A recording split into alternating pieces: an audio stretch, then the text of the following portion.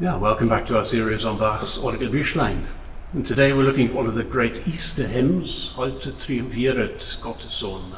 Today, God's Son triumphs. It's a classic Easter hymn, complete with alleluias, and it's still popular in the German church.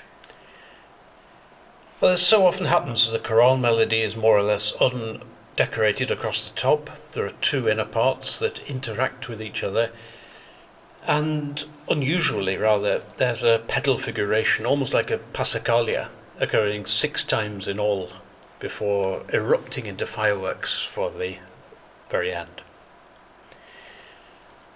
Those inner parts, they sweep up and down in small figures. That opening rising gesture in the alto becomes a key idea throughout the piece.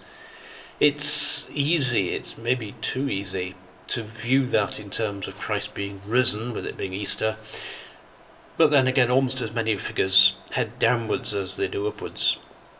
Bach did use scales as a form of representation, and we can see that really clearly, for instance, earlier on in Orgelbüchlein, with all the scales that rush up and down in, Vom Himmel kommt der Engelscher.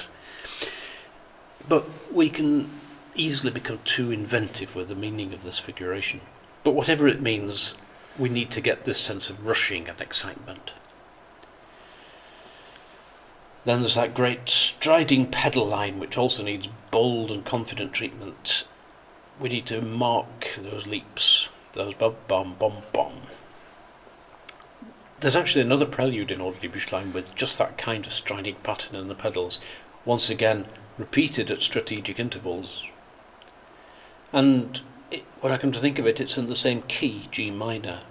And like this one, it has the melody across the top, and it's got scale figurations in the inner parts. And that's für Christenleute. That one, of course, is a Christmas hymn rather than an Easter one. But the hymn says that as Christians we can rejoice because Christ has been born for us, whereas Heut, triumphieret is rejoicing because Christ is risen. So the two have got a lot in common.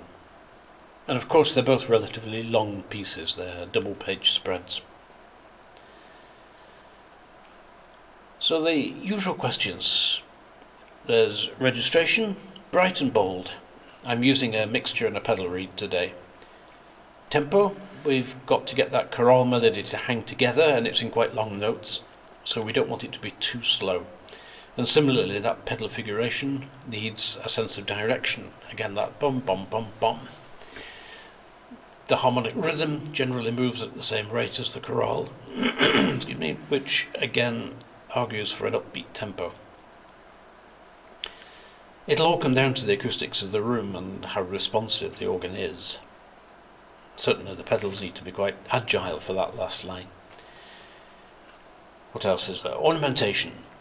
There isn't any marked, and the piece moves fast enough that there's really no need to highlight particular notes. By all means, an ornament in that final bar at the left hand if you feel for it, but generally through the piece there's no call for ornamentation. So, happy Easter.